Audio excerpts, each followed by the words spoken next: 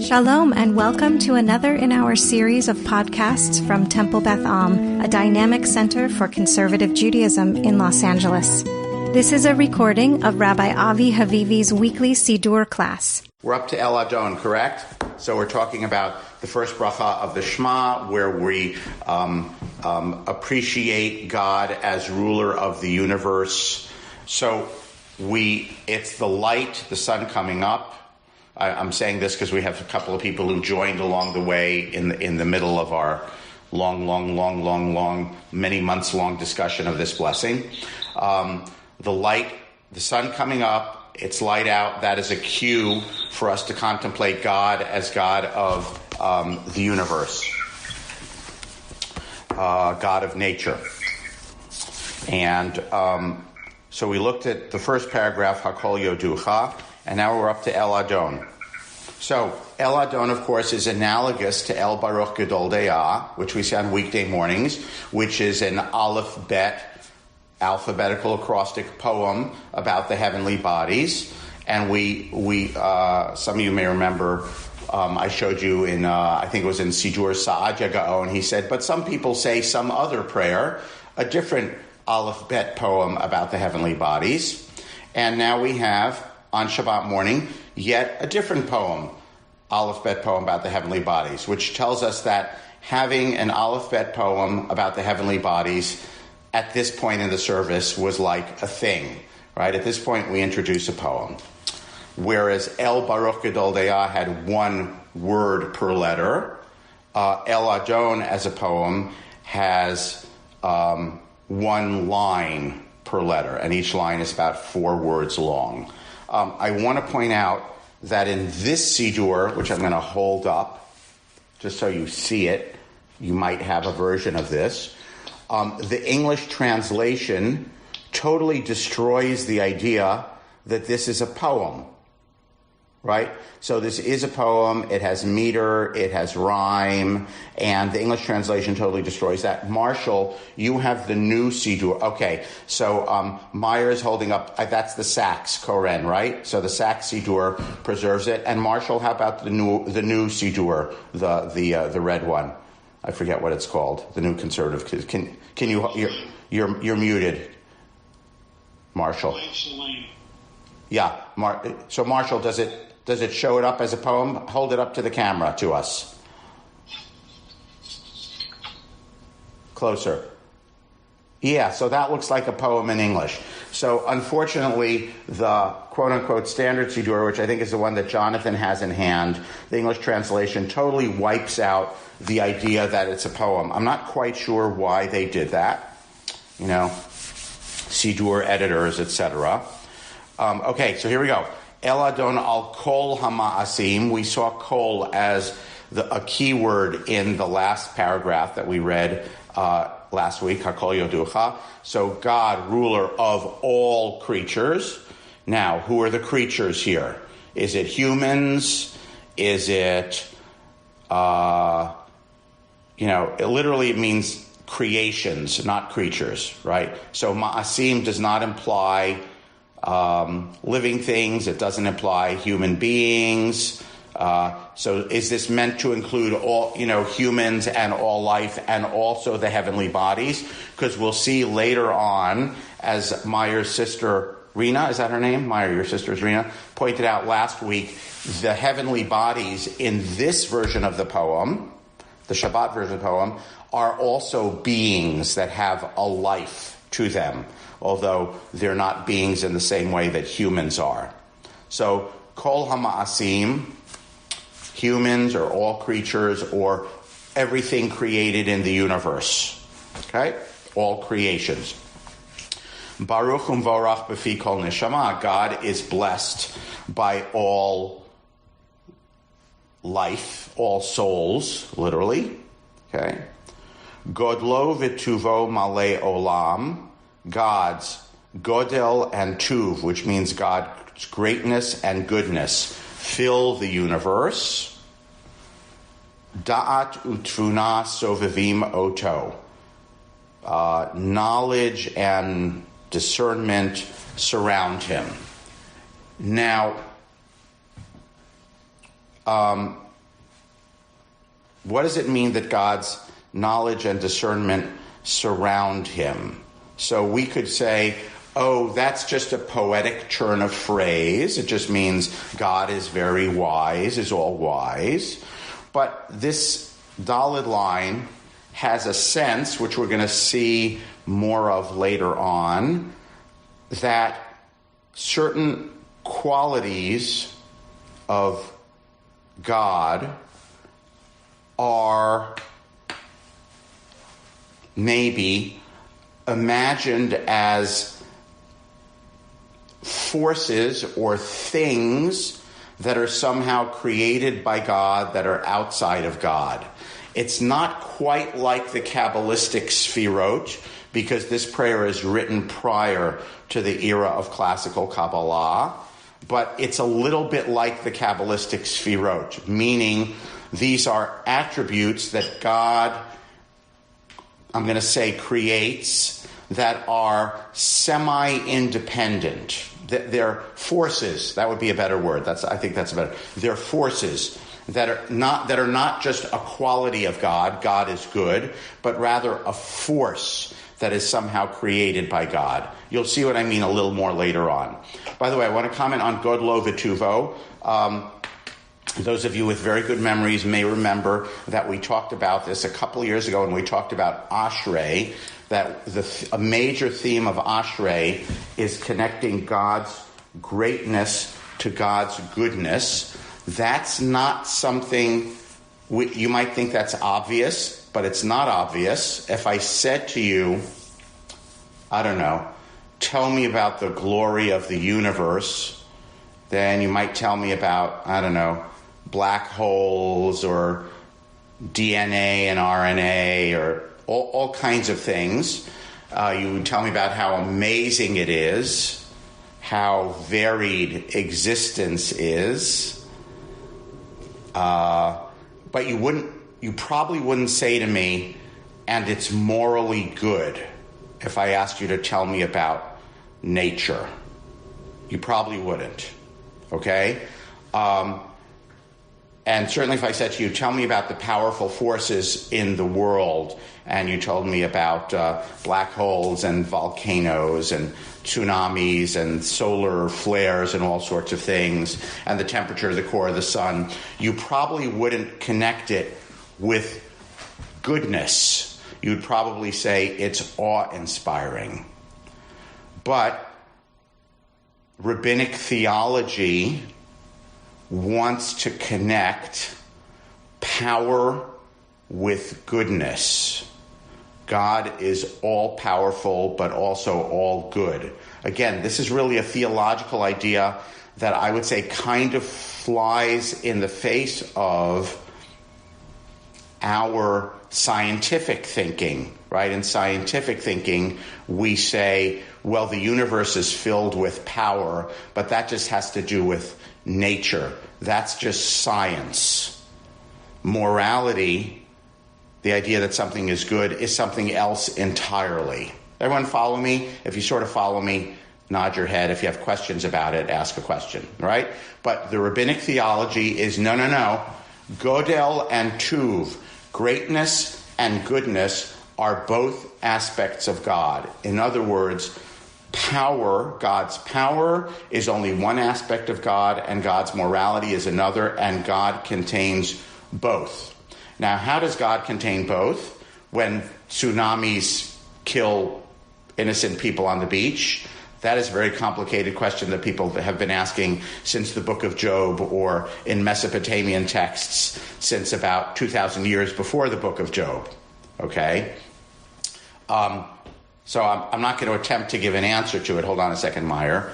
But I just want to point out that the rabbinic theological statement is that God's power and God's goodness are side by side.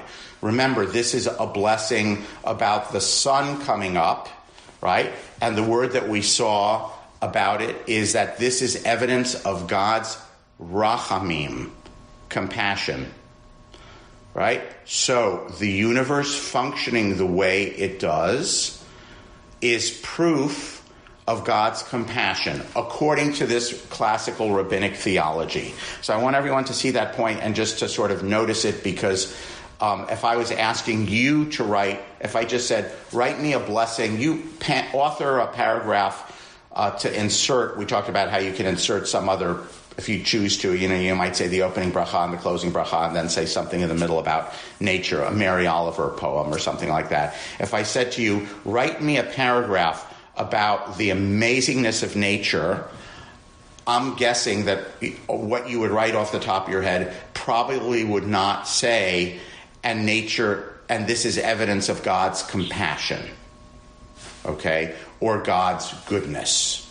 But so I just want to point out, it's a little bit counterintuitive to the way we modern secular people think about the world and science. Rabbinic theology says no. Essentially, and by the way, the psalmist says this all over the place whenever the psalmist talks about nature, right? Nature is evidence of God's goodness and compassion. So that might be a challenge to some of us. I just want to let the challenge hang there, but I just want to be really clear that this is what classic rabbinic theology is saying, and it says it in a very small way by just saying, Godlo v'tuvo malei olam. The universe is filled with God's power and goodness. Pause. Meyer? I just wanted to say it's also reflective, though, of the two creation stories in Bereshit. Yes. Where you have the creation of inanimate objects, essentially, and the world and animals, etc., and then the intercession in humankind. Yes, and it says about all of it, ki tov, okay? And tov is generally used as a word in the Bible to be something of a moral quality, not it's pretty or it's amazing, but rather there is an inherent moral goodness to it. So again, I think this is a challenge to a lot of us. Alan? Yeah. Let me unmute. You were talking about nature and goodness, but yet in V'hayam Shema, the second paragraph of the Shema, we talk about that it's connected with our human actions, and the notion of the rabbis acknowledging olam nohek mitako, that nature pursues its own course, and stolen wheat shouldn't grow, from another concept. And so there seems to be a dichotomy between the goodness in nature in the rabbinic theology there. Or it's a good point. I guess I'll say it differently. Rabbinic theology is not systematic. It's not philosophy. In philosophy, everything has to fit, and there can't be internal contradictions. I mean, I'm not a philosophy major, so I don't know, but that's my impression of what philosophy is supposed to do. But rabbinic theology, or, people say all the time, well, how can we have all these midrashim which contradict each other, right? Was it very noisy when the Torah was given, or was it so silent that the entire world was still when the world was given, right? So the rabbis are generally not troubled by contradictions in theology. I'm going to leave it at that. Okay? So I think in this expression of rabbinic theology, the universe is evidence of the power of nature, okay? The greatness is evidence of God's compassion and goodness. They're side by side. Okay, let's try to get through this. Okay? So, and it's very wise, this da'at u'tfuna. Hamit ga'e al chayot HaKodesh, God is elevated above the holy chayot. Chayot means, in modern Hebrew, it means animals. Here it means, I'm going to call it creatures. V'nehedar b'chavod al hamerkava, and he is splendorized in his glory on the chariot. So this line is clearly referring to whose vision, which prophet? We said that these two lines, Kadosh, Kadosh, Kadosh, and Baruch V'ad Hashem Im Kamo, come from two prophets. Which one is this one? Marshall? You're muted. Marshall's muted. Unmute. I got it. Ezekiel. Right, so this is Yechezkel. So Ezekiel, go read after class Ezekiel chapter 1, his vision of God's throne chariot, and God's throne chariot is supported and pulled around by, they're called chayot. To us, they sound like angels because they have wings and they have four faces. So they're like cherubs, which are mythical beings, griffins in English, or angels with multiple animal faces, with wings. Okay, so because God's throne is a chariot, and this is envisioned, I'll say, by Yechezkel in his vision, like, how does a chariot get around? A human king gets around in a chariot. How does the chariot get around for a human king? Right? It has horses that pull the chariot. So God's chariot, as envisioned, which the literal word for Merkava is chariot. Literal word for chariot is Merkava. Right? So God's chariot is pulled by these chayot, these mythical creatures in Ezekiel's vision. If you haven't read it, I urge you all to go read Ezekiel chapter 1 later today in your favorite Bible translation. So now we're actually imagining God's throne. Remember, we said this leads into the Kedusha. The purpose of the Kedusha is to give us a little taste of what mystics were meditating on. They tried to meditate we think, in, roughly speaking, Talmudic times, so that they could have visions, just like Ezekiel and Isaiah had visions of the supernal realm where God is. So here we're now imagining that God is elevated above the Chayot on his chariot. Zechut umishor lifnei chiso, chesed v'rachamim lifnei chvodo. This sort of means like righteousness are before his throne. Love and compassion are before his glory. So again, this sort of makes it sound as if these things, Zechut and Mishor and Chesed and Rachamim, are not just qualities of God, but are actually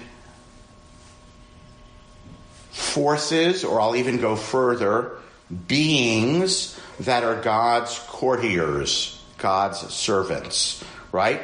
Because these are the things that are before his throne. Our tendency would be to make that all metaphoric, right? God rules with justice and compassion, okay? So I just want to tell you to fight our, modern demythologizing urge to make it metaphoric, and consider for a second that maybe the poet actually means that there are things that are called righteousness and justice and wisdom and mercy, which are actually serving or existing in front of God's throne, in God's throne room. Everyone get that idea? Marshall? In the Lev Shalem, Siddur is a very nice interpretive translation here where it says, integrity and mercy stand before your throne, and love and accompany your presence. So it's really a personification of these qualities. Right. So that English translation, I think, tries to preserve. I think there is a personification. Personification is sort of the wrong word because they're not actually made into persons. They're into sort of heavenly. But I want to suggest that the author may think of them not just as, oh God, you are imbued with compassion and righteousness, but rather these are entities, actual heavenly entities. Again, I think this is a proto-version of the Sfirot. I mean, it's probably written, a good 500 to 700 years before classical Kabbalah of the Sfirot, the attributes of God, 10 attributes of God. So that's why I call it like proto-Sfirot. But the idea that there are forces that are outside God, that are kind of God's, part of God's heavenly array, part of the king's court, as it were. By the way, Abu Draham, one of the commentators on the Siddur, reads this line differently. He says, Zechut and Mishor, which is righteousness and justice before your throne, that refers to humans, okay? Humans who are just and righteous get to stand before your throne. When would righteous people get to stand before God's throne? When do you think? Anyone? Pardon? When might you stand before God's throne? When you die. When you're dead, right. So if you're a righteous person, when you die, you get to stand before God's throne, whereas chesed v'rachamim comes from God. So Abudraham reads this as human qualities and divine qualities. If you have these human qualities, you get to stand before the throne, and the chesed and rachamim is what emanates from God, right? If you have zechut umishor, you get to enjoy, as it were, God's chesed and rachamim when you die. Okay, and now we got the sun, moon, and stars. Tovim me'orot shebara Eloheinu, yitzaram b'da'at, b'vina uvhaskel. We have bara and yatzar. Remember, we have the three creation verbs, bara, yatzar, and oseh. And we had all of them now because we had ma'asim. Okay, so the lights that God created are good. He fashioned them. Now, this is ambiguous. Literally, it means he fashioned them with knowledge, discernment, and wisdom, or three different words for wisdom, three semi-synonyms for wisdom. So he fashioned them with is ambiguous. It could mean either God was very, very, very wise in creating the sun, moon, and the stars, right? Astronomy, the universe, wow, it's so amazing. God must be really smart to have created it. So that's one thing it could mean, right? The alternative is God fashioned the heavenly bodies to have da'at, bina, and haskel. And this is something that Meyer's sister Rena, who's not here today, commented on last week. Maimonides believed, but not just Maimonides, all medieval thinkers believed that the heavenly bodies were entities that had a certain, I'm going to call it, loosely speaking, consciousness to them. Okay? They were wise. How did people know they were wise? How did people know that the heavenly bodies were smart? Why would they think that? What do you think? What would prove that the stars are smart? What do the stars do? They go around the planets would go around in a regular pattern. They seem to know what they're doing. Now, if I said to you, why do they do that? You'd say gravity, you'd have all kinds of scientific astronomy mumbo-jumbo answers, none of which was attainable to our ancestors, which is why originally in the pagan system, the heavenly bodies that were visible, the seven heavenly bodies that were visible, were deemed to be gods, okay? They moved within a system, so they seemed to have a will to them, all right? So ancient people imputed to them will. So although the heavenly bodies then in the monotheistic Jewish system were demoted to they're only servants of God. They're only creatures. They're not gods. We talked about this at length, right? So they're not gods. They're just servants of God. Still, they seem to have a wisdom to them. They know when to come and go. The constellations rotate through the year. The moon has a system to it. It waxes and wanes, right? And they didn't know about, so again, this is the pre-Copernican, pre-Galileo universe. They didn't know about what makes the universe go. So this could mean, and this really could be the pshat, right? This is not necessarily a drosh. It could simply mean God created the heavenly bodies to have wisdom, right? Their own kind of wisdom. And if you don't think I'm telling you the truth, look at the next line. Koach ugvura natan bahem. God gave them, meaning the heavenly bodies, power and strength. To do what? Liot moshlim b'kerev tevel. To rule the world. Where does it say that the heavenly bodies rule the world? Genesis chapter 1, day 4. God says, let there be light, let there be the sun, moon, and the stars, so that they will mark out time and have dominion over the world.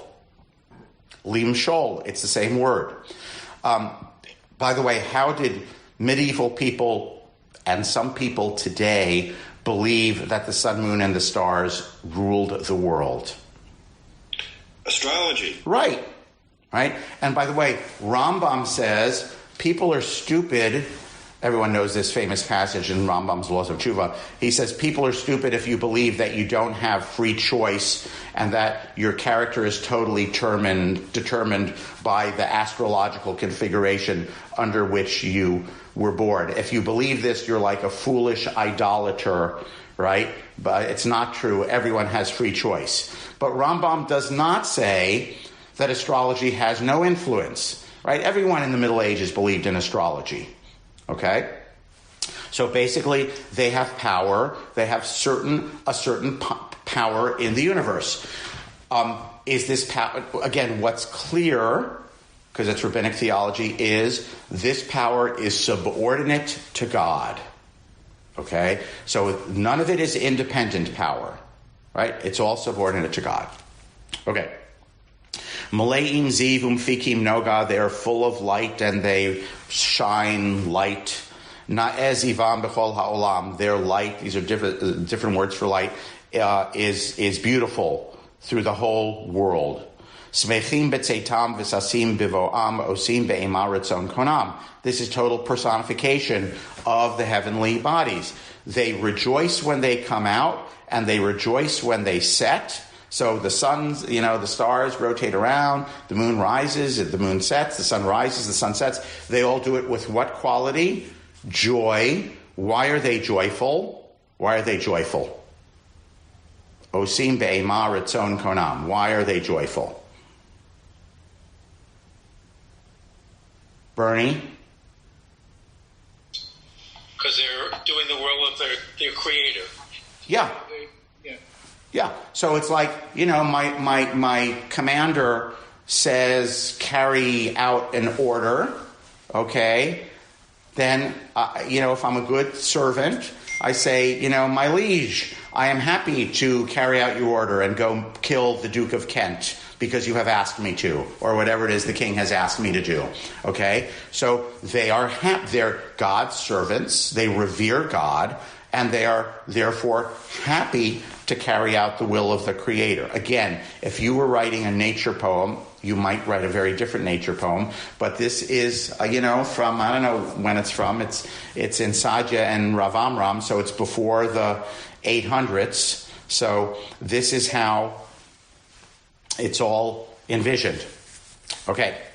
Pe'er v'chavod notnim lishmo, they ascribe to God's name glory and glory, which probably means they praise God. They say, "Oh, ruler, you are great." Tzoholav rina lezecher malchuto, rejoicing and joyful shouting to the mention of his kingship. So again, they're praising. So they are, as God's servants, they're carrying out God's will joyfully. They're praising God, which is a hint, of course, at what we're supposed to be doing, right? I mean, hey, if the stars are singing praises of God, who would I be to not praise God?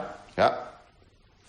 Karala shemesh vayizrach or ra'av surat halvana, just to bring it home that they are totally subservient to God. God calls out the sun, summons the sun, and it shines light. Why did the sun rise this morning? Because God said, come forth, okay? Which takes us back to the idea near the end of the blessing, HaMechadesh b'tuvo b'chol yom tamid ma'aseh reshit, right? And the midrashic understanding of it, that God renews creation every day. This is not deism, that God was the watchmaker who wound up the watch and walked away, but rather the sun rose today because God actively makes creation every single day. This is the rabbinic idea.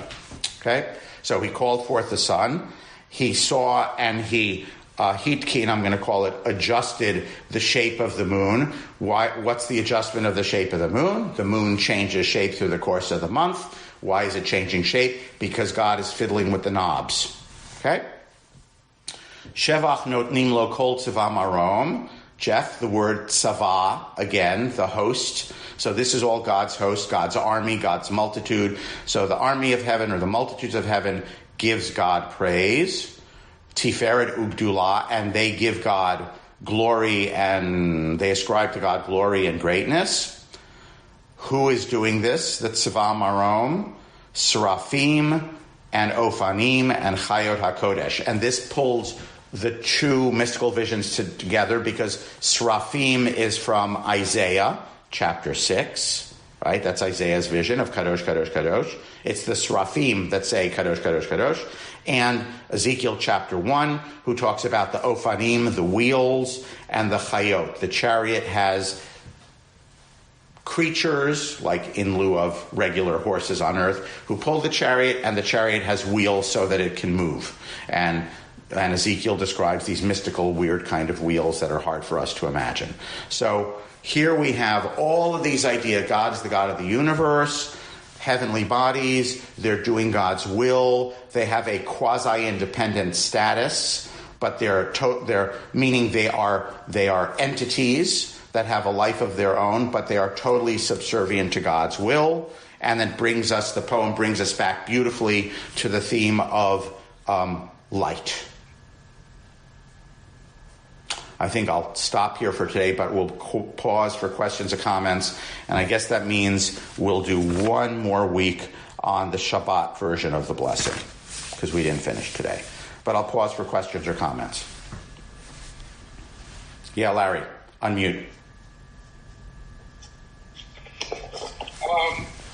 So, now that you've totally ruined a beautiful prayer for me. Sorry. Yeah. Because before you thought it meant whatever it was you thought about it. The truth is, like in the weekday version, I find it something that intellectually I find so offensive to me that I have a hard time incorporating it into my prayers. Why? Tell us why. Tell you why? Yeah, what's offensive? I'm not into mysticism, reject it, except in some symbolic, metaphorical way.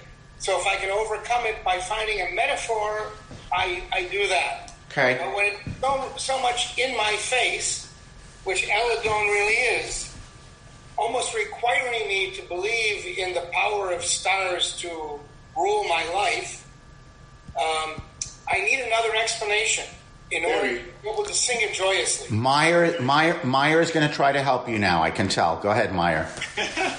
Well, consider this. In the ancient, thousands of years ago, when all you had is to reflect upon the stars and the sky and the moon, you didn't have other kinds of entertainment. So much of reflection was spent looking up, and it must have been quite, on the one hand, mystifying, on the other hand, very comforting to see, not understand what these beings were, but at the same time to appreciate the fact that they were dependable and that you knew you were going to rely on them. But I think you have to accept the fact that they played a much more important role in people's lives because they were much more present. Wait, that doesn't help Larry enough, because you are giving a historical explanation of why they believed that, all of which is true, okay? But then a question remains, which maybe you're going to get to this, Meyer, is how... And it might mean that Larry has to think a whole different set of thoughts instead of saying El Adon. But if we wanted to say, which the core idea really is nature reflects God's metaphoric hand in the universe. That's right. Easy. That's great. Okay. So I just keep repeating the first stanza. Okay. This is great. Does anyone, Meyer, you want to help? You want to help him some more? Meyer's right. You're not wrong. But what Larry's saying, okay. But knowing that people a long time ago felt this way because of how they understood the world, that's true. But that might not speak to you in a sufficient way.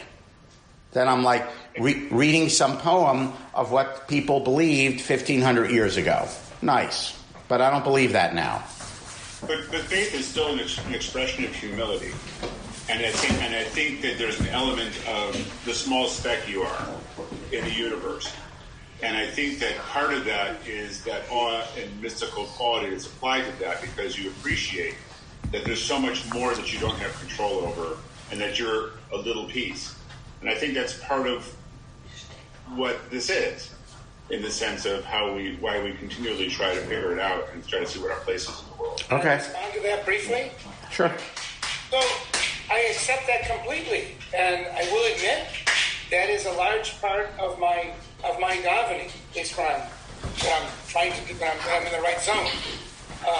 But it doesn't mean that I have to accept things that I know are, for me, at least, either absurd or offensive. So use your analogy. I appreciate the fact that the ancients, including our ancients, devised all sorts of systems that I no longer agree with, like sacrifice. And I still include the sacrifices in my prayer, but I include them because I understand that was part of a system, that's all we could do at the time. And now that we can't, we understand that we don't do sacrifices anymore, and the prayers themselves substitute for the sacrifice. So I'm reminding myself of the primitiveness of the ancients, but their attempt to achieve something greater, and I'm attempting that same thing. I'm not believing in sacrifice. I'm believing that the sacrifices are metaphorical ways to approach holiness, godliness, etc. I want to understand that with regard to the universe, especially the physical universe. I can't believe the stars are controlling my life. I can believe the stars are an element of God's glory, and I can also believe that they were the way in which the ancients used to think that God affected their life. But I cannot say something that says, yes, I believe that the stars are imbued with this wisdom and power, and that they can control my life. Okay, I'd like to hear... wait. I'd like to hear if anyone weigh in on this other than Larry and Meyer. No, I just want to hear what other people have to say about this in terms of sort of... and again, I'm not asking the question of, does this convince you that it is factually true? That's not the question. The question is, given that this is the pshat of what the prayer means, how do we live with it in this context? Right? Larry says it's a turnoff. If I can sing it joyfully without thinking about the words, then I'm happy. That's what Larry is saying. Right. Alan? Yeah, I think you can just focus on God is nature, and that people can connect with God through nature. And you just view this as the metaphor of that. This is exalting God's power over the world, or God's power in the world, and accept it for that, as opposed to saying, well, that each of these individual things is imbued with a way to control us. Right. I think it's just accept God in nature, which is how many people today connect with God. Any other comments? So I think this raises an interesting question, which we encounter a lot of times. Jeff, was that a raising hand? Jeff, or no? No. Okay. Which is, the Siddur is an anthology of prayers that have been written over a long time. Many of them were written a long time ago, and they may emerge from all kinds of different sensibilities and beliefs than our own. By the way, I'm sorry I ruined it for you, Larry. The vast majority of people, when they're singing El Adon, are not singing any of this. And El Adon, because of the way it's written, the poetic way in which it's written, is, sung beautifully in most shuls, right? All kinds of melodies. We're going to do a new melody. It's one of the, most joyful parts of Shacharit. There's an irony to that. Meyer, you want to say something? I want to make one more attempt. Okay. And that is, I think if you look at the modern equivalent, when people are looking at the sky and trying to figure it out, you can look at supernova and genetics. You can look at different elements of our sciences now that we find mysterious, that we're exploring, that we don't fully understand. And we look for meaning in that. And we know that it regiments our lives. We understand that it has control over us, but we don't quite understand how. So you can almost replace any sort of physics or science or other metaphysical concept, scientific concept for the stars, because we now know how these work. So for you, they're like, well, this doesn't make any sense to me. But if you replace that with something that you don't quite understand, and you know exists, and you see every day, but you don't understand how it impacts your life, it then can, I think, fill you with wonder. We need to have this conversation. I only want to recommend to everybody, if they haven't already, Jonathan Sachs's book, The Great Partnership, which deals with the balance of between science and theology. And it's a very narrow path. I'm not saying he does it perfectly, but it helped me a lot, and it continues to help me a lot to find that right balance. Okay, let's end on that note. We'll continue, God willing, next week. Everyone keep thinking about this. If you have more thoughts of how you put it together in your mind, we'll share that next week, please. I want everyone to mull it over. You have been listening to another in our series of podcasts from Temple Beth Am, a dynamic center for conservative Judaism in Los Angeles. If you enjoy these podcasts, we invite you to write a review on the Apple Podcast site or wherever you get your podcasts. For more information about Temple Beth Am Los Angeles, go to tbala.org.